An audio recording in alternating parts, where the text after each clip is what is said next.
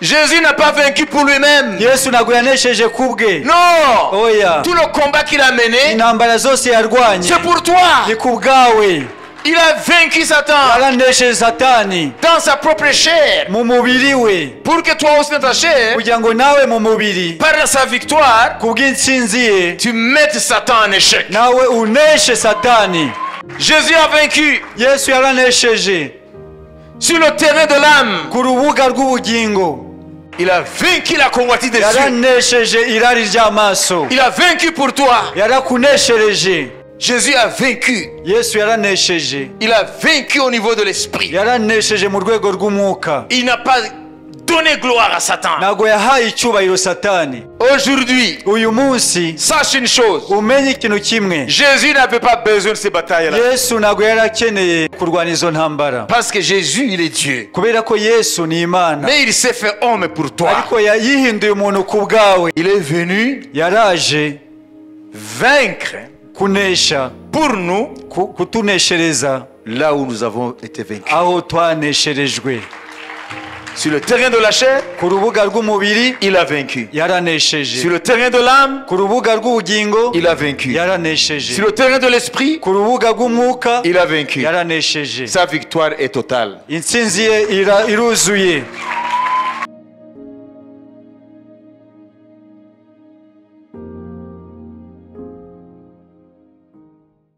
La victoire de notre Seigneur, Intsinzi y'umwami wacu. nous allons voir sa victoire sur 3 terrains. Turaza kubona intsinzi ye mu nzego eshatu. Amen. Amen. Alléluia. Amen. 3 battlefields. Imbuga eshatu yaneshejemo. Projetez le titre là-bas. Mushireho umutwe. Inzego eshatu z'intambara ya Yesu na Satani.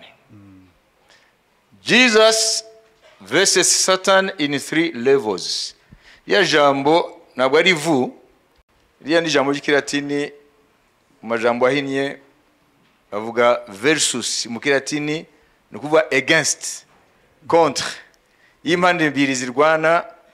Amen. Amen. Hagati yazo bashyiraho V na E na S. Ni kilatini kuvuga ngo versus cyangwa versus mu cyongereza cyangwa versus mu gifaransa. Amen. Amen. Kuvuga ngo hari impande ebyiri zarwanye. Amen. Amen. Alors, ouvrez vos Bibles Rero mufungure Bibiliya zanyu dans l'évangile de Matthieu, mu butumwa bwiza bwa Matayo, chapitre 4, versets 3 et 4. igice cya 4 umurongo wa 3 n'uwa 4. Umushukanyi aramwegera aramubwira ati niba uri umwana w'Imana bwira aya mabuye ahinduka imitsima. Aramusubiza ati handitswe ngo umuntu ntatungwa n'umutsima gusa ahubwo atungwa n'amagambo yose ava mu kanwa k'Imana. Amen. Amen. Amen. Le tentateur s'étant approché lui dit, si tu es le Fils de Dieu, ordonne que ces pierres deviennent des pains. Jésus répondit, il est écrit, l'homme ne vivra pas de pain seulement, mais de toute parole qui sort de la bouche de Dieu. Vous voyez? Le premier terrain Urubuga rwa mbere est celui-ci. ni urunguru. Nous allons le voir. Turaza kubibona. Donc Jésus, après son baptême dans le Jourdain, Rero Yesu amaze kubatizwa muri Yorodani par Jean-Baptiste, na Yohana umubatiza, il fut rempli du Saint-Esprit. yahise yuzura umwuka wera. Et l'Esprit le conduisit dans le désert Umwuka wera amuyobora mu butayu pour être tenté par le diable. kugira ngo ageragezwe na Satani. La première tentation, Kugeragezwa bwa mbere c'est sur le terrain de la chair. ni ku rubuga rwa kamere. Parce que Satan a dit, Kuko Satani yaravuze, si tu es fils de Dieu, niba uri umwana w'Imana, ordonne que ces pierres deviennent des pains. tegeka iri buye rihinduke umutsima. Ça veut dire quoi? Ni ukuvuga iki? Jésus avait faim Yesu yari ashonje parce qu'il était entré dans un jeûne de 40 jours. kuko yari yinjiye mu kwiriza no gusenga iminsi 40. Alors Satan vient au moment opportun. Rero Satani aza mu gihe gikwiriye. Satan connaît pour chacun de nous le moment opportun d'attaquer. Satani kuri twese abazi igihe gikwiriye akwiriye kudutera. Il ne t'attaquera pas quand tu es fort en esprit. Ntabwo azagutera ukomeye mu mwuka. Il t'attaquera quand tu es dans une situation de faiblesse. Rero azacungana n'igihe uzaba uri mu ntege nke. Alléluia. Amen. Satan knows the right time, satani the proper time azi igihe gikwiriye icyo ari cyo pour t'attaquer. kugira ngo agutere. Si tu es dans une situation de murmure, Niba uri mu bihe byo kwitotomba, alors là, tu es dans une position favorable à Satan. aho ngaho rero uba uri mu bihe byatuma agutera. Nibihe bimworohera. Yego. Lorsque tu es dans une période de doute, Iyo uri mu bihe byo gushidikanya, là, c'est le moment opportun pour Satan. aho rero ni ibihe byiza kuri satani.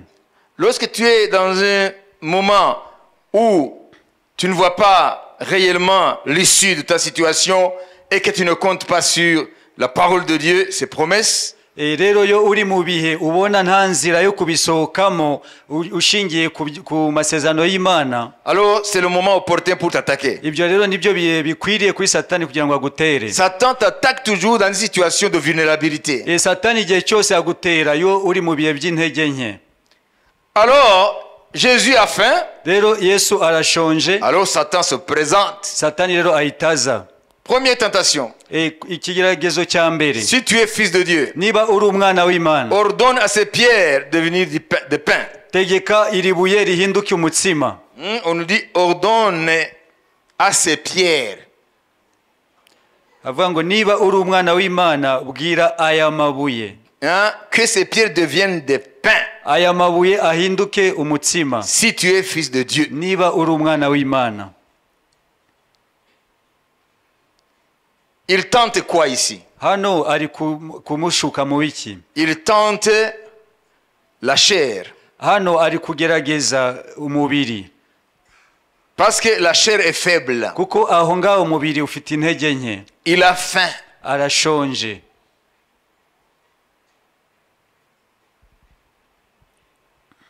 Donc le premier terrain de tentation, Rero urubuga rwa mbere rwo kugeragezwa, c'est le terrain de la chair. ni mu rwego rw'umubiri. Donc Jésus avait notre corps, Rero Yesu yari afite umubiri nk'uwacu, avec tous nos besoins sauf la semence du péché. n'ibyo dukenera byose uretse kuba atarakoze icyaha. Donc il pouvait avoir faim, il pouvait avoir soif, Yashoboraga gusonza cyangwa akagira inyota, il pouvait se fatiguer. yashoboraga kunanirwa Donc avant sa résurrection. mbere yo kuzuka kwe. Donc il a participé à notre nature adamique. Rero yambaye kamere yacu ya bene Adamu.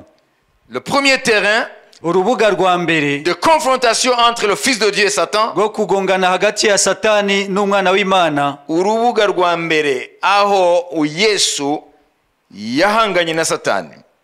Le premier terrain, c'est la chair, le terrain de la chair. urubuga rwa mbere ni mu mubiri, Les besoins de la chair. ibyo umubiri ukenera. Et Jésus lui répondit, Yesu aramusubiza, il est écrit, handitswe ngo l'homme ne vivra pas du pain seulement, umuntu ntazatungwa n'umutsima gusa, mais il vivra de quoi? De toute parole qui sort de la bouche de Dieu. ahubwo azatungwa n'amagambo yose ava mu kanwa k'Imana. D'où est-ce que Jésus tire cette parole? Ese iri jambo Yesu yarikuye? Parce que nous, Satan, Kuko twebwe satani, dans notre confrontation avec lui, mu kugongana nawe, il a le dessus parce que nous luttons contre lui avec nos pensées. aradutsinda kuko we turwana n'ubwenge bwacu. Mais où est-ce que Jésus a tiré cette parole? Rero iri jambo Yesu yarikuye? Mais ce n'est pas dans ses pensées. Ntabwo byaturutse mu bitekerezo bye, C'est dans la loi de Moïse. biri mu mategeko ya Mose, Chapitre 8, verset 3. igice cya 8 murongo wa 3. Il n'a pas utilisé des pensées humaines. Ntabwo yakoresheje ubwenge bwa kimuntu. Il a combattu le mensonge de Satan Yarwanyije ibinyoma bya satani par la parole de Dieu. akoresheje ijambo ry'Imana. Lisons. Reka tubasome. Il t'a humilié, il t'a fait souffrir de la faim, il t'a nourri de la manne que tu ne connaissais pas et que n'avaient pas connu tes pères, afin d'apprendre que l'homme ne vit pas de pain seulement, mais que l'homme vit de tout ce qui sort de la bouche de l'Éternel. nuko yagucishije bugufi ikundira ko wicwa n'inzara ikugaburira manu wari utazi abasekuruza banyu batigeze kumenya, kugira ngo ikumenyeshe yuko umuntu adatungwa n'umutsima gusa ahubwo yuko amagambo yose ava mu kanwa k'Uwiteka ari yamutunga. Amen. Amen. Satan l'attaque sur le terrain de la chair. Satani amutera ku rubuga rw'umubiri. Donc les besoins de la chair. Nuvuga ngo ibyo umubiri ukenera. Et Jésus riposte ou répond par la parole de Dieu. Rero Yesu asubiza akoresheje ijambo ry'Imana. Et la parole de Dieu, il la sort de la loi. Ijambo ry'Imana yarivanye mu mategeko. La loi que lui-même avait donnée à Moïse. Itegeko we ubwe yahaye Mose. C'est cette loi-là, N'iryo tegeko, cette parole de la loi iryo jambo riri mu mategeko, qu'il utilise comme arme. n'iryo yakoresheje nk'intwaro. La parole de Dieu est une épée à double tranchant. Ijambo ry'Imana ni inkota y'ubugi bubiri. Lorsqu'elle est lancée, cette épée, Yo rirekuwe, ça coupe à 1000 morceaux les démons. ricagagura abadayimoni. Mais il faut savoir manier l'épée. Ariko ukwiriye kumenya gukoresha iyo nkota. Parce que beaucoup de gens Kuko abantu benshi ne savent pas manier cette épée. ntago bazi gukoresha iyo nkota. Ça veut dire quoi? Ni ukuvuga iki? Savoir manier l'épée de Dieu, Kumenya gukoresha inkota y'Imana c'est connaître la parole de Dieu par l'esprit. ni ukumenya ijambo ry'Imana uyobowe n'Umwuka Wera. Pas utiliser la parole de Dieu comme une lettre. Atari gukoresha ijambo ry'Imana nk'inyuguti. Alors nous devons manier, savoir manier l'épée de l'esprit. Rero dukwiriye kumenya gukoresha inkota y'Umwuka. L'épée de l'esprit, c'est la parole de Dieu. Inkota y'Umwuka ni ijambo ry'Imana. Alors dans ce combat, ce duel entre Jésus et Satan, Rero muri iyo ntambara hagati ya Satani na Yesu, le Seigneur a manié l'épée de l'esprit. umwami yakoresheje inkota y'Umwuka. Il a sorti de l'arsenal de Dieu Asohoramo mu bubiko bw'intwaro z'Imana, l'épée de l'esprit. avanamo inkota y'Umwuka. Deutéronome 8:3. Hano mu Guteka 2:8-3, Vuga ngo mu ntwaro z'Imana ziri mu bubiko bw'Imana yasohoyemo inkota. Guteka 2:8-3. Il n'a pas combattu Satan avec ses pensées. ntabwo yarwanyije Satani n'ibitekerezo bye, Parce que tes pensées sont inefficaces. kuko ibitekerezo byawe nta mbaraga bifite. Mais sur le terrain du combat spirituel, Ariko ku rubuga rw'intambara zo mu mwuka c'est la parole de Dieu ni ijambo ry'Imana qui doit être utilisée. niryo rikwiriye gukoreshwa. Mais il faut savoir la manier. Ariko ukwiriye kumenya uburyo urikoresha. Alors Jésus dit, Yesu aravuga ngo, il est écrit, handitswe ngo l'homme ne vivra pas de pain seulement, umuntu ntabwo azatungwa n'umutsima gusa, mais de chaque parole qui sort de la bouche de Dieu. ahubwo n'ijambo ryose ryavuye mu kanwa k'Imana. Est-ce que nous y croyons vraiment? Ese koko turabyizera? Est-ce que la parole de Dieu peut nourrir quelqu'un? Ese ijambo ry'Imana rishobora gutunga umuntu? Je vais vous poser une question. Ngiye kubabaza ikibazo. Lorsque vous voyez le cadavre Iyo mubonye umurambo, de quelqu'un, umurambo w'umuntu runaka, alors que vous savez ce qu'il aimait comme recette culinaire, kandi ukaba uzi ibyo yakundaga kurya, est-ce que tu peux lui préparer quelque chose? ese hari icyo wamutegurira? Pourquoi? Kubera iki? Il aimait peut-être des frites. Wenda ashobora kuba yarakundaga amafiriti. Est-ce que tu peux lui préparer ça? Ese ushobora kuzimutegurira? Pourquoi? Kubera iki? Il n'en a plus besoin parce que toutes les fonctions vitales se sont arrêtées. Ntabwo akibikeneye kuko ingingo ze zose zamaze guhagarara. Les fonctions vitales se sont arrêtées. Ni ukuvuga ngo ubuzima buba bwamuvuyemo byose byahagaze. Alors, l'homme intérieur, umuntu w'imbere, parce qu'il y a l'homme extérieur, kuko hari umuntu w'inyuma, ce que nous voyons, uyu nguyu tubona, et il y a l'homme intérieur. hakaba n'umuntu w'imbere. Alors, si l'homme extérieur cesse d'avoir des besoins parce qu'il est mort, Niba umuntu w'inyuma aba atagikeneye ibi ngibi bitunga umubiri igihe yapfuye, alors comment se fait-il que ni gute bishoboka quelqu'un qui se nomme chrétien, umuntu witwa ko ari umukristo, qui ne lit pas la Bible, udasoma Bibiliya, qui ne communie pas avec Dieu dans la prière, adasabana n'Imana mu gusenga, comment est-ce qu'il prétend qu'il est vivant dans son esprit? ni gute yavuga ko ari muzima mu mwuka? Alors, puisqu'il ne réclame pas ses besoins de nourriture, kuko wa undi wapfuye adakenera ibyo kurya byo mu mubiri, alors en vivant sans sentir le besoin de la nourriture spirituelle pour l'homme intérieur, rero umuntu ubaho adakenera ibyo kurya byo mu mwuka by'umuntu w'imbere, donc c'est un cadavre spirituel. ni ukuvuga ngo nawe aba ari umurambo mu buryo bwo mu mwuka. Comment est-ce qu'un chrétien rero ni gute umukristo qui ne mange plus spirituellement, ubu utakirya mu buryo bwo mu mwuka, la nourriture de l'homme intérieur, ibyo kurya by'umuntu w'imbere c'est pas des frites, ntago ari amafiriti, c'est pas des steaks, ntago ari steak, hein? C'est la parole de ni Dieu. ijambo ry'Imana. Mais un chrétien qui passe toute une journée, 2 jours, 3 jours, une semaine, 1 mois, une année, il n'a pas le temps de lire la Bible et de méditer devant Dieu et de communier avec Dieu, c'est un cadavre spirituel. umukristo udasoma udatekereza ku ijambo ry'Imana umunsi umwe, iminsi 3, ukwezi, uwo nguwo ni umurambo mu buryo bwo mu mwuka.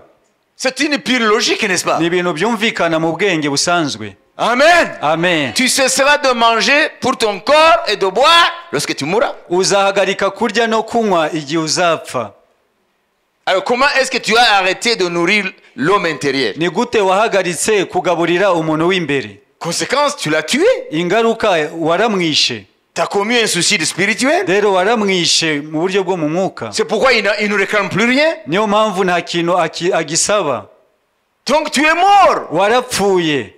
La Bible appelle certaines personnes mortes quoique vivantes. Bibiliya hari abantu yita ko bapfuye nubwo bakiriho ari bazima.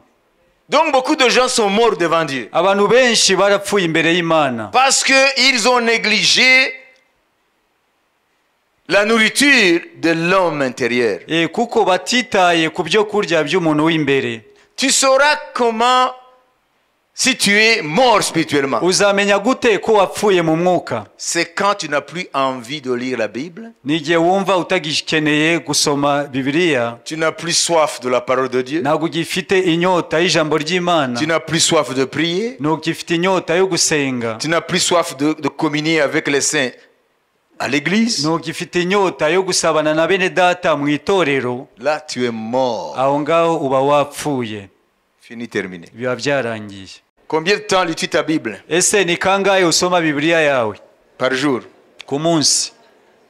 Combien de temps sens-tu le besoin de rechercher la présence de ton Père Céleste, la source d'eau vive? ni kangahe ushaka igihe cyo gusabana na wa wundi ari we soko y'ubugingo, Sentir ce besoin? ukumva iyo nyota urayifite? Combien de temps? ni kangahe? Combien de temps la maison de Dieu te manque? ni kangahe wumva ukumbuye inzu y'Imana? Ça, c'est le diagnostic divin pour révéler l'état spirituel de quelqu'un. rero iki ni igipimo gikoreshwa kureba ukuntu umukristo ahagaze mu mwuka. Si ces choses n'existent plus, niba ibyo byose bitakiriho, tu te trompes, uribesha, même si tu es dans les églises, nubwo waba ukiri mu matorero, même si tu donnes la dîme, nubwo waba utanga icya cumi, tu es mort spirituellement. warapfuye mu mwuka. Parce que ce corps arrêtera ses besoins avec sa mort. kuko uyu mubiri uzahagarika ibyo ukenera igihe uzaba wapfuye. Alors, si l'homme intérieur n'a plus de besoin, rero niba umuntu w'imbere atagikeneye, alors que lui aussi a besoin de ce qui le nourrit, kandi nawe kugira ngo ube ukeneye ibiwugaburira, l'homme intérieur aussi a sa propre nourriture. umuntu w'imbere nawe afite ibyo kurya bye. C'est la parole de Dieu. ni ijambo ry'Imana. L'homme ne vivra pas de pain seulement, mais de toute parole qui sort de la bouche de Dieu. umuntu ntabwo azatungwa n'umutsima gusa, ahubwo azatungwa n'ijambo ryose riva mu kanwa kw'Imana. Alors, tu crois nourrir l'esprit avec ton argent? ese wibwira ko wagaburira umwuka wawe n'amafaranga yawe? Hein? Tu vas nourrir l'homme intérieur avec tes troupeaux de vaches? uzagaburira umuntu wawe w'imbere n'amatungo yawe, Avec tes entreprises? n'imishinga yawe, Hein? Avec tes fermes? n'ibikingi byawe. Hein? Tu vas nourrir l'homme intérieur? uzagaburira umuntu wawe w'imbere. Qu'est-ce que Jésus dit? Yesu avuze iki? L'homme ne vivra umuntu ntazatungwa pas du pain seulement. n'umutsima gusa, Parce que le pain, c'est pour ça. kuko umutsima ni w'umubiri, Mais de toutes tes paroles ahubwo n'ijambo ryose qui sortent de la bouche de Dieu. risohoka mu kanwa k'Imana. Mu gihe cyose nta nzara y'ijambo ry'Imana ugifite, kandi witwa kukijijwe mu gihe cyose ntabwo wumva ko ubuze gusabana na so mu ijuru, isoko y'ibiriho byose y'ibinyabuzima, umenye ko wapfuye. Igihe cyose utazakumbura inzu y'Imana ngo usabane nabo musangiye urugendo no kuzabana iteka, bitwa ko mwanyweye ku isoko imwe y'Umwuka Wera, mwanyweye kuri cya gitare, umenye ko wapfuye. L'homme ne vivra pas de pain seulement, umuntu ntazabeshwaho n'umutsima mais de gusa, toute parole qui sort de la bouche de Dieu. ngo n'ijambo ryose riva mu kanwa k'Imana. Donc il faut nourrir ton homme intérieur. ukwiriye kugaburira umuntu wawe w'imbere. Amen. Tu dois prendre soin de ton être intérieur ukwiriye kwitwararika umuntu wawe w'imbere, parce que c'est lui kuko niwe qui est éternel niwe uzahoraho iteka, et il détient les 2/3 de ce qui te fait. kandi niwe ugize 2/3 by'ibikugize, L'âme et l'esprit, ubugingo n'umwuka. ça s'appelle l'homme intérieur. Niwe witwa umuntu w'imbere. Nous allons continuer. Turakomeza. Alors, sur le terrain de la chair, Rero ku rubuga rw'umubiri Satan est vaincu. Satani yaraneshejwe. Alors, Satan, il ne va pas lâcher facilement. Satani rero ntago arekura, Il vient sur notre terrain. ahita aza rero ku rundi rubuga. S'il échoue sur un terrain, Iyo atsinzwe ku rubuga rumwe il va en chercher un autre. ahita ashaka urundi. Matthieu 4:5. Matayo 4:5. Deuxième terrain. Urubuga rwa kabiri. Second battlefield. Urubuga rwa kabiri.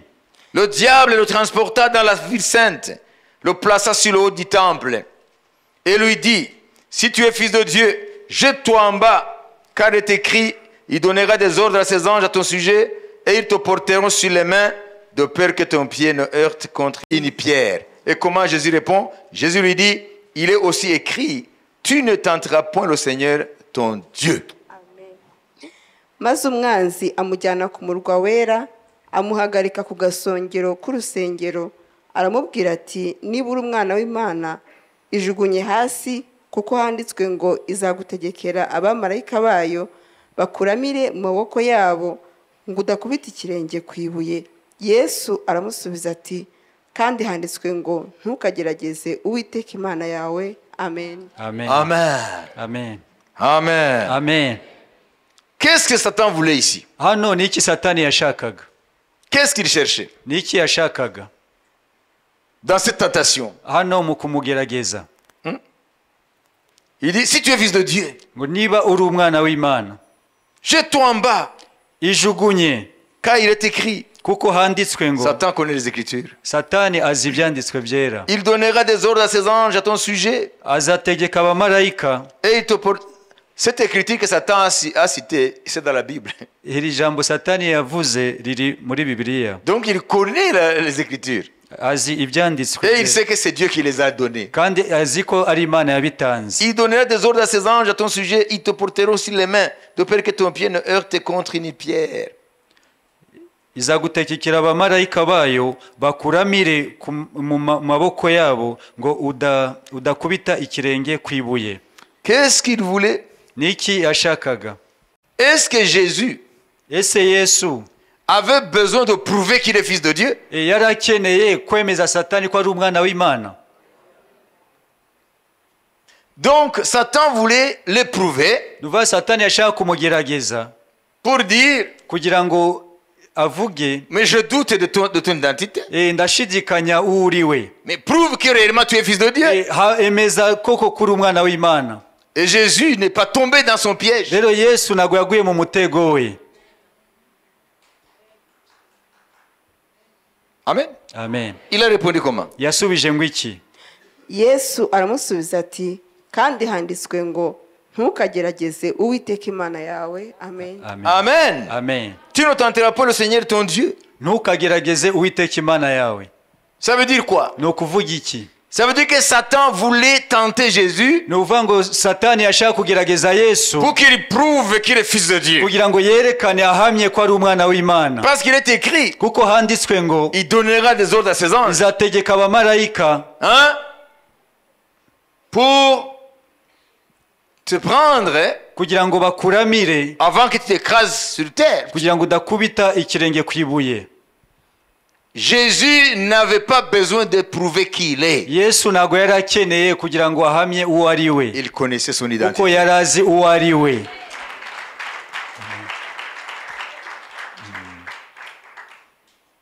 Toi aussi, nawe nuko si tu es enfant de Dieu, niba uri umwana w'imana tu n'as rien à prouver. ntacyo ukeneye kugira ngo uhamye. Si tu es enfant de Dieu, niba uri umwana w'imana, si tu es sauvé niba warakijijwe et que tu en es sûr, kandi ukaba ubizi tu neza, n'as pas à le prouver. ntabwo ukeneye ibindi bihamya, Ça se prouve par soi-même. ubwabyo birihamiriza. Jésus n'a pas besoin de prouver qui il était. yesu ntabwo akeneye ubundi buhamya by'uwo ari we. Il savait qui il était. yari azi uwo ari we, Il savait qu'il est fils de Dieu. yari azi ko ari umwana w'imana. Donc il a vaincu le tentateur. yaranesheje rero umuriganya. Alléluia. amen. Toi aussi, nawe nuko tu n'as rien à prouver. ntabwo ukeneye ibindi bihamya. Beaucoup de gens tombent dans cette piège-là. abantu benshi bagwa muri uwo mutego. Ils font des compétitions pour prêcher, bararwana kugira ngo babwirize, pour prouver qu'ils sont serviteurs de Dieu. kugira ngo berekane koko ko ari abakozi b'imana. Mais on n'a rien à prouver. ntabwo dukeneye ibihamya. Moi, je n'ai pas à vous prouver. ntabwo nkeneye kugira ngo mbahamirize Si je suis serviteur de Dieu, ko ndi umukozi w'imana. si je le suis réellement, niba koko ndiwe, ça se prouve par soi-même. ubwabyo birigaragaza. Pourquoi est-ce qu'il y a des rivalités? kubera iki habaho guhangana? C'est parce que les gens veulent prouver qui ils sont. nuko abantu bashaka kwerekana abo ari bo. Mais celui qui est en Dieu réellement, ariko uri mu mana by'ukuri, tu n'as rien à prouver. ntabwo akeneye ibindi bihamya. Pourquoi est-ce que les gens mettent des lunettes, cherchent des lunettes un peu recherchées? kuki abantu bashakisha za rinete zihenze Recherchées. zitasa n'iz'abandi? Pas parce qu'ils en ont besoin. si uko bazikeneye. Pourquoi est-ce que les gens cherchent des véhicules dernier cri? kuki abantu bashakisha imodoka zitameze nk'iz'abandi? Pourquoi cette singularité? kubera iki gushaka wowe ube umwihariko? C'est le besoin de prouver. ni ukuvuga ngo ushaka guhamya, Prouver qu'on est riche. kwerekana ko uri umutunzi, Prouver qu'on n'est pas comme les autres. werekane ko utameze nk'abandi, Prouver que tu as quelque chose de spécial. werekane ko uri umuntu udasanzwe. Ils ont échoué sur ce terrain-là. aho rero kuri urwo rubuga baratsinzwe, L'ennemi les a eus. umwanzi yarabafashe. L'enfant de Dieu n'a rien à prouver. umwana w'imana ntabwo akeneye ibindi bihamya. Si tu as les bénédictions de Dieu sur toi, niba koko ufite umugisha w'imana ku buzima bwawe, ça va parler. ibi bwonyine buzivugira. Quand on est enfant de Dieu, niba uri umwana w'imana, on doit absolument vaincre aussi sur ce terrain-là. ukwiriye kunesha kuri urwo rubuga. Tu n'as rien à prouver. ntacyo ukeneye kugira ngo kiguhamirize. Laisse ce que tu es, le prouve par soi-même. reka icyo uri cyo ubwacyo cyihamirize. Troisième terrain. urubuga rwa gatatu. Alors, le diable n'a pas cessé. satani ntabwo yarekeye aho, Il a continué. arakomeza. Matthieu 4, 8, 10. matayo 4:8 kugeza ku 10. umwanzi arongera amujyana mu mpinga y'umusozi muremure cyane, amwereka ubwami bwose bwo mu isi n'ubwiza bwabwo. aramubwira ati, biriya byose ndabiguha nupfukama ukandamya. yesu aramubwira ati, genda Satani, kuko handitswe ngo uramye Uwiteka Imana yawe, aba ariyo ukorera yonyine. Amen. Amen. Le diable le transporta encore sur une montagne très élevée, lui montra tous les royaumes du monde et leur gloire, et lui dit, je te donnerai toutes ces choses si tu te prosternes et m'adores. Jésus lui dit, retire-toi Satan, car il est écrit, tu adoreras le Seigneur ton Dieu et tu le serviras lui seul. Amen. Amen. Amen. Amen. Amen. Alléluia. Amen. Là aussi, Jésus vient de vaincre Satan sur ce troisième terrain. rero na yesu yongera kunesha ku rubuga rwa gatatu. Satan lui montre les gloires, les royaumes, les richesses de ce monde et les gloires. satani amwereka ubwami n'ibyubahiro by'isi.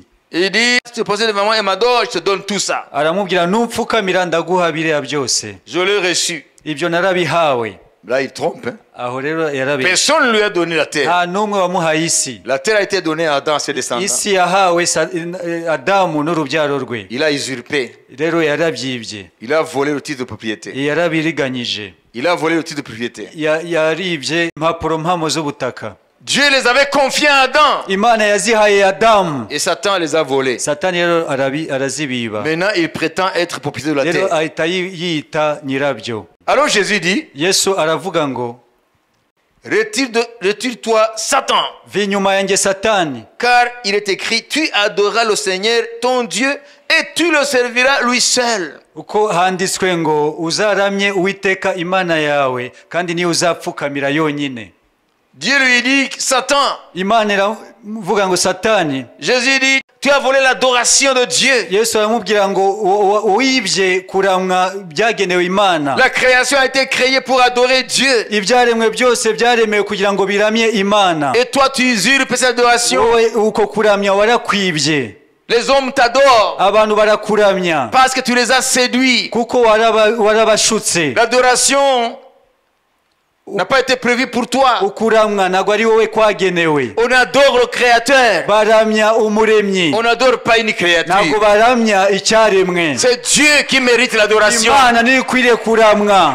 Et Satan, alors il échoue satani aho aratsindwa sur les trois terrains. kuri izo mbuga eshatu. Et la Bible nous dit, bibiliya iratubwira ngo il s'éloigna de lui rero ahita ajya kure ye jusqu'à un moment opportun. ategereza ikindi gihe gikwiriye. Jésus a vaincu Satan yesu yanesheje satani sur le terrain de la chair. ku rubuga rw'umubiri. Jésus a vaincu Satan yesu yanesheje satani sur le terrain de l'âme. ku rubuga rw'ubugingo. L'âme, c'est quoi? ubugingo ni iki? C'est là où se trouve cette volonté et cette émotion de vouloir être considéré par les autres. mu bugingo niho habamo ayo marangamutima yo gushaka kwemerwa n'abantu. Je te montre tous les royaumes terrestres. mweretse ubwami bwose bwo mu isi. Si tu te prosternes et m'adores, nupfukamira ukandamya je te le donne. ndabuguha. Alors Jésus a vaincu yesu yaranesheje sur le terrain de l'âme. ku rubuga rw'ubugingo. Il ne voulait pas prouver qui il est, ntabwo yashakaga guhamya uwo ari we, mais aussi Jésus a vaincu sur le plan spirituel. ariko yesu yongera kunesha mu rwego rw'umwuka. Alléluia. amen Alléluia. amen. Parce que toute l'adoration, il a donné à son Père. kuko kuramya no guhimbazwa kose yaguhaye se. Il y a trois choses. hari ibintu bitatu. Nous sommes tentés sur le terrain de la chair. tugeragezwa mu mubiri Les besoins charnels. ku byo dukeneye mu mubiri, Les besoins de la chair. ibyo kamere ikeneye. Nous sommes tentés sur le terrain de notre âme. tukageragezwa ku rwego rw'ubugingo bwacu. Ça veut dire notre âme veut prouver qui nous ni sommes. ukuvuga ngo ubugingo bwacu buba bushaka guhamya abo turi bo. Nous sommes vaincus sur le plan spirituel. tuneshwa mu rwego rw'umwuka, Vouloir accaparer, prendre la gloire qui ne nous appartient pas. tugashaka gufata icyubahiro kitatugenewe. Satan a été vaincu satani aho hose sur yaranesheje le plan charnel. mu rwego rw'umubiri. Jésus n'a pas cédé. yesu ntabwo yigeze arekura. Il a accepté la faim yemeye inzara pour que la parole de Dieu soit glorifiée. kugira ngo ijambo ry'imana rihimbazwe. Il a dit la parole de Dieu, yaravuze ngo ijambo ry'imana c'est véritablement une nourriture. ni ibyo kurya by'ukuri. Alléluia. amen. Et puis deuxièmement, ubwa kabiri, son âme n'a pas été tentée ubugingo bwe ntabwo bwatsinzwe pour recevoir les gloires du monde kugira ngo bwakire ibyubahiro by'isi, et prouver qu'il est puissant. kugira ngo ahamye ko ari umunyembaraga. Agaragaze ko ari umuntu ukomeye. Jésus n'a pas cédé. yesu ntabwo Il n'a yatsinzwe. pas cédé sur le plan spirituel. yesu ntabwo yatsinzwe mu rwego rw'umwuka, Parce qu'il a donné toujours la gloire et l'adoration à son kuko Père. yakomeje igihe cyose guha icyubahiro se. Est-ce que tu as la victoire dans ta chair? ese ufite intsinzi ku bijyanye n'umubiri wawe? Est-ce que Satan, tu l'as vaincu sur le terrain de la chair? ese satani waramutsinze ku rubuga rw'umubiri? Est-ce que Satan, tu l'as vaincu sur le plan de ton âme? ese satani waramutsinze ku rubuga rw'ubugingo bwawe? Tu te donnes toutes les peines du monde à prouver aux autres qui tu es. ukoresha imbaraga nyinshi kugira ngo werekane uwo uri we. Vous savez, les frères de Jésus, murabizi abavandimwe ba yesu, ils lui ont dit un jour des paroles tristes. hari umunsi bamubwiye amagambo ababaje. La fête des Juifs, qu'on appelle la fête du tabernacle, était proche. umunsi mukuru w'ingando wari wegereje. C'est parmi les trois grandes fêtes. iri mu minsi itatu mikuru y'abayuda. Parmi les sept fêtes, il y a trois qui sont importantes. mu minsi irindwi imana yashizeho hari iminsi itatu y'ingenzi. Il y a la Pâque, hari umunsi mukuru wa pasika, Il y a la fête de la moisson hari umunsi mukuru w'ibisarurwa, et il y a la fête des tabernacles. hari n'umunsi mukuru w'ingando. Alors la fête des tabernacles approchait Rero umunsi w'ingando wari wegereje, et les Juifs montaient à Jérusalem venant de toutes parts du pays d'Israël, même de l'étranger. abayuda bakazamuka i Yerusalemu baturutse mu bice bitandukanye bya Isirayeli n'abavuye mu bindi bihugu. Alors le frère de Jésus lui dit, Rero abavandimwe ba Yesu baramubwira ngo, c'est-à-dire frère par sa mère. abavandimwe be mu mubiri binyuze kuri mama wabo. Amen. Amen. Alléluia. Amen. Alors lui dit, mais pourquoi est-ce que tu ne montes pas toi aussi à Jérusalem? Bava nawe se kutazamuka i Yerusalemu. Ils ont dit quelque chose. Hari ikintu bavuze. Ils disent, personne n'agit en secret s'il veut paraître. Nta muntu ukorera mu ibanga iyo ashaka kwigaragaza. Jésus n'est pas venu pour paraître. Yesu ntago yaje kwigaragaza. Il ne se fait pas accepter. Ntago yihamiriza ku bantu. Sa présence impose respect. Kubaho kwe kurategeka mu mbaraga z'umwuka. Sa présence impose adoration. Ukubaho kwe kurategeka abantu bakamuramya. Sa seule présence impose vénération. Ukubaho kwe kutegeka abantu kumuha icyubahiro. Jean 7, 3, 4. Yohana 7:3-4. Et ses frères lui dirent, pars d'ici et va en Judée, afin que tes disciples voient aussi les œuvres que tu fais. Personne n'agit en secret lorsqu'il désire paraître. Si tu fais ces choses, montre-toi toi-même au monde. nuko bene se baramubwira bati va hano ujye i Yudaya kugira ngo abigishwa bawe barebe imirimo ukora, kuko ari nta muntu ushaka kumenyekana wakorera ikintu mu rwihisho. Kuko ukora iyo mirimo ngaho ugenda wiyereke abari mu isi bose. Amen. Murumva amagambo? Ese Yesu yaje kugira ngo yiyereke? Oya. Non. Même ses propres frères, Satan les a utilisés N'abavandimwe be Satani yarabakoresheje pour le prendre. kugira ngo amutege. Jésus n'est pas venu prouver quoi que ce soit. Yesu nta kintu yaje kugira ngo yerekane. Ça se prouve par soi-même qu'il est Messie, Ubwabyo birihamiriza ko ari we Mesiya, qu'il est un fils de Dieu. ko ari umwana w'Imana. Il n'a pas besoin de paraître Ntago akeneye kwigaragaza, parce que sa présence seule impose kuko kubaho kwe ubwako kurihamiriza respect, honneur, icyubahiro adoration, no kuramwa louange. n'icyubahiro. Alléluia. Amen. Amen, amen. Amen. Amen. Amen. Alors, pour terminer, Rero kugira ngo dusoze, nous aussi nous sommes engagés dans le même combat contre Satan. natwe rero twinjiye muri iyo ntambara yo kurwanya Satani. C'est ce que Jean nous écrit dans 1 Jean 2, 15, 17. Nibyo Yohana twandikira muri Yohana wa mbere. 1 Jean 2, 15, 17. Yohana wa mbere igice cya 2:15-17. Ntimugakunde iby'isi cyangwa ibiri mu isi. Umuntu nakunda iby'isi, gukunda Data wa twese ntikuba kuri muri we. Kuko ikiri mu isi cyose ari irari ry'umubiri, ari n'irari ry'amaso, cyangwa kwibona ku by'ubugingo bidaturuka kuri Data wa twese, ahubwo bituruka mu isi. Kandi isi irashirana no kwifuza kwayo, ariko ukora ibyo Imana ishaka azahoraho iteka ryose. Amen. Amen. N'aimez point le monde, ni les choses qui sont dans le monde. Si quelqu'un aime le monde, l'amour du Père n'est point à lui. Car tout ce qui est dans le monde, là nous avons trois choses. Hano dufite ibintu bitatu. La convoitise de la chair, la convoitise des yeux, l'orgueil de la vie, ne vient point du Père, mais vient du monde. Et le monde passe et sa convoitise aussi. Mais celui qui fait la volonté de Dieu demeure éternellement. Amen. Ici nous voyons trois appâts du diable pour attraper les hommes. Hano tubonye imitego itatu Satani akoresha kugira ngo afate abantu. Ce que le diable utilise dans son hameçon. Nuva ni imitego itatu Satani akoresha Kuroba. mu kuroba abantu. Kuroba ubugingo bw'abantu. Amen. Premièrement, c'est la convoitise de la chair. Icya mbere ni irari ry'umubiri. Alors, Satan a attaqué Jésus sur quel terrain? Satani yateye Yesu Premièrement. kuri urubuga rwa mbere. Quel est le premier terrain? Urubuga rwa mbere ni uruhe? Umubiri. Ni umubiri. Et qu'est-ce qu'on dit ici? Ese hano hatubwiye ngo Ce qui est dans le monde, ibiri mu isi c'est la convoitise de la chair. ni irari ry'umubiri, Appât du diable. ni umutego wa Satani.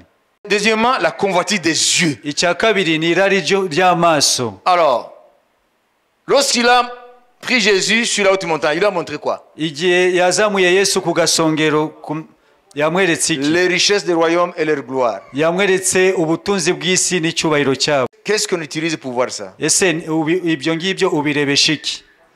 Voilà. Donc, ce qui est dans le monde, c'est la convoitise des yeux. Ibiri mu isi ni irari ry'amaso. Troisièmement, icya gatatu l'orgueil de la vie. ni ubwibone bwo mu buzima. Ce sont ces trois choses Nibi bintu bitatu qui rendent les hommes esclaves de Satan. nibyo bituma abantu babimbataza Satani. Et sur ces trois terrains, Rero kuri izo mbuga eshatu Jésus a vaincu, pas pour lui-même, mais pour nous. Yesu yaranesheje, si kubwe wenyine ahubwo natwe yaratuneshereje. Jésus est venu Yesu yaraje pour vaincre Satan kugira ngo aneshe Satani sur ces terrains-là. kuri izo mbuga zose. Jésus n'a pas vaincu pour lui-même. Yesu ntabwo yanesheje kubwe. Non! Oya, Tout le combat qu'il a mené, intambara zose yarwanye c'est pour toi. ni ku bwawe. Il a vaincu Satan Yaranesheje Satani dans sa propre chair. mu mubiri we Pour que toi aussi dans ta chair, kugira ngo nawe mu mubiri par sa victoire, kubw'intsinzi ye tu mettes Satan en échec. nawe uneshe Satani. Tu n'as pas besoin d'être esclave dans ta chair. ntabwo ukeneye kuba imbata mu mubiri wawe. Jésus a vaincu sur le terrain de la chair Yesu yaranesheje ku bijyanye n'umubiri pour que nous nous approprions sa victoire. kugira ngo natwe intsinzi ye tuyigire iyacu. Le Fils de Dieu est venu Umwana w'Imana pour yaraje te libérer de kugira Satan ngo akubohore mu maboko ya dans Satani ta chair. mu mubiri wawe. Tu n'as plus besoin d'esclaves du sexe. ntabwo ukwiriye kuba imbata. Nawe ukwiye kongera kuba imbata y'ubusambanyi. Amen. Tu n'as plus besoin d'être esclave de quoi que ce soit de la chair. ntabwo ukwiriye gukomeza kuba imbata y'ikintu icyo ari cyo cyose kijyanye n'umubiri. Les besoins de ta chair ibyo ukeneye mu mubiri ne doivent pas dominer sur toi. ntabwo zikwiriye kukubata Parce que Jésus a vaincu dans la chair. kuko Yesu yaranesheje mu mubiri. Sa victoire est ta victoire. intsinzi ye niyo ntsinzi yawe. Alléluia. Amen. His victory is yours. intsinzi ye ni iyawe In Jesus' mighty mu name. izina rya Yesu rikomeye. Il a vaincu sur le terrain de la chair yaranesheje mu rubuga rw'umubiri afin que sa victoire soit la kugira tienne. ngo intsinzi ye ibe iyawe. Satan doit être vaincu Satani akwiriye kuneshwa aujourd'hui uyu munsi dans ta chair. mu mubiri wawe. Jésus a vaincu Yesu yaranesheje sur le terrain de l'âme. ku rubuga rw'ubugingo. Les yeux sont les fenêtres de l'âme. Amaso niyo madirisha y'ubugingo. Satan attire l'âme Satani aresha imitima en passant par les fenêtres de l'âme, nos yeux. binyuze mu madirisha y'imitima yacu ariyo maso. Ubugingo bwacu burebera mu madirisha yitwa amaso. Satan nous montre les choses du monde. Satani atwereka iby'iyi si. Tu sais, tu serais terrible si tu as ça. ngo waba umuntu ukomeye ufite biriya. Tu serais terrible si tu as ça. waba umuntu ukomeye ufite biriya. Tu vas prouver. ukerekana. Les gens vont sentir de quelle boîte tu te chauffes. abantu bazamenya uwo uriwe. Il te montre akakwereka la convoitise des yeux. irari ry'amaso. Si je n'ai pas tel véhicule, je ne vis pas. ntafite iriya modoka ntabwo nzaba ndiho. Si je n'arrive pas à écraser ces gens-là, je ne vis pas. ntageze mu rwego rwo gukandagira abantu ntabwo nzaba ndiho. Donc l'âme est attirée par la fenêtre des yeux. rero ubugingo bukurwa n'amadirisha y'amaso. Satan a attiré l'âme de Jésus par ses yeux, les gloires du monde, les richesses. Satani yakuruye ubugingo bwa Yesu amwereka icyubahiro n'ubutunzi bw'isi. Mais Jésus a vaincu. ariko Yesu aranesha. Il a vaincu la convoitise des yeux. yaranesheje irari ry'amaso. Il a vaincu pour toi. yarakuneshereje Pour que tes yeux soient libérés aujourd'hui. kugira ngo amaso yawe aboke uyu munsi. Tu n'iras plus en regardant les choses du monde et être attiré ton âme par la servitude du monde. ntabwo uzagenda ureba kugira ngo ukururwe n'ububata bw'iyi si. Tu passeras dans les choses du monde uzaca mu by'iyi si sans toutefois être esclave de ces choses. kandi utari imbata yabyo. Beaucoup de gens aujourd'hui ont besoin à ce que Jésus répare les fenêtres de leur maison. abantu benshi ubu bakeneye ko Dore Yesu bakeneye ko Yesu atunganya amadirisha y'ubugingo bwabo.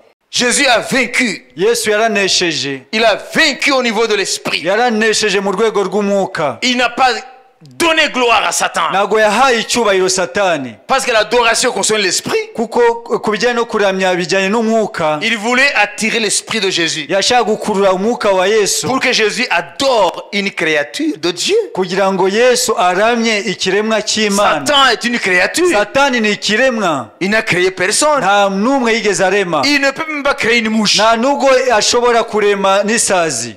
C'est Dieu qui crée. imana niyo irema. Alors il a voulu attirer l'esprit de Dieu dans l'adoration. rero yashaka gukurura umwuka wa yesu kugira ngo umuramye, Mais Jésus ariko yesu a répondu, yarasubije tu adoreras ngo uzaramye le Seigneur ton Dieu seul. imana yawe yonyine, Et celui que tu serviras. kandi ni nayo uzakorera. Toi aussi tu dois décider. nawe rero ukwiriye gufata icyemezo. Aujourd'hui décide-toi. wowe uyu munsi ufata Tu icyemezo. ne donneras ton adoration ukwiriye gufata icyemezo yuko utazagira na rimwe guha icyubahiro et tes louanges no kuramya à une créature quelle qu'elle soit. ikiremwa icyo ari cyo cyose, Mais tu les donneras au ahubwo Créateur.